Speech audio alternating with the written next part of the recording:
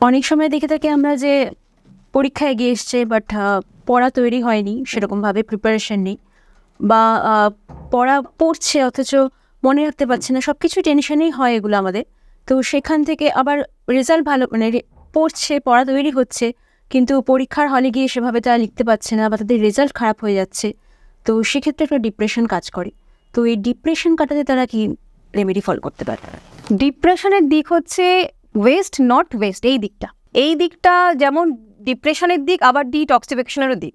তো এইভাবে কিভাবে ডিপ্রেশন আসবে? একটা বাচ্চা যদি দেখা যায় যে বাড়ির মধ্যে বা তার বাস্তুর মধ্যে বেশিরভাগ সময়টাই এই দিকটাতে কাটাচ্ছে, ওয়েস্ট অফ নর্থ ওয়েস্ট, তাহলে কিন্তু বাচ্চার মধ্যে ডিপ্রেশন চলে আসার প্রবণতা প্রবল।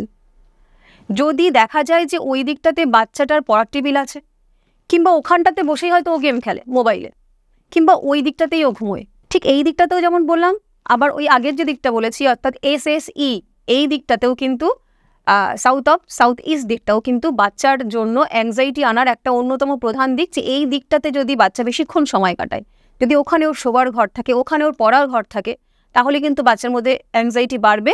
আর এই ওয়েস্ট অফ নর্থ ওয়েস্টে যদি বাচ্চা বেশিক্ষণ সময় কাটায়, তাহলেও কিন্তু ওর মধ্যে ডিপ্রেশনটা বাড়বে। তো প্রথমেই করতে হবে আমাদের এখান থেকে ওকে সরাতে হবে, বেশিক্ষণ সময় যেন এই দিকটাতেও না থাকে, ওখান থেকে সরিয়ে ওকে নিয়ে আসতে হবে ওয়েস্টের দিক অর্থাৎ গেইনের দিক। এখান থেকে সরালেই কিন্তু ওর মধ্যে থেকে ডিপ্রেশনটা কিন্তু ধীরে ধীরে কমে যাবে।